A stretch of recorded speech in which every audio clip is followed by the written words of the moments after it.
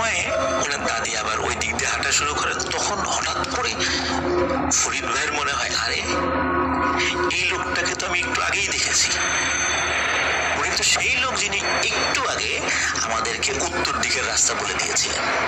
ইনি এখানে আসলেন কিভাবে? সন্দেহ লাগে। তখন উনি ওনার দাদিকে বলেন, দাদি দাদি একটু আগে তো এই লোককে আমরা দেখেছি, একটু আগেই তো উনি আমাদের রাস্তা দেখিয়ে দিলেন।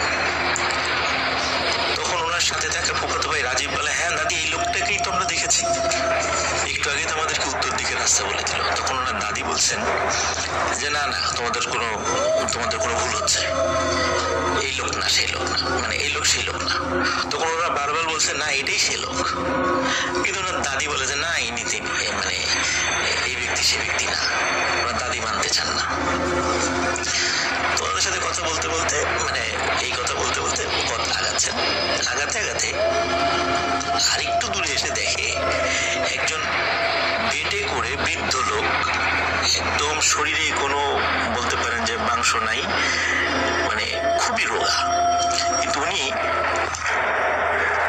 ধান কেটে বিশাল এক স্তূপ করেছেন। তখন দাদি ফরিদ এবং রাজীব ভাইকে বলছেন যে এই দেখ দেখ, এই যে যেই লোকটা, ইনি যে এত ধান কেটেছে, ইনি এটা কিভাবে নেবে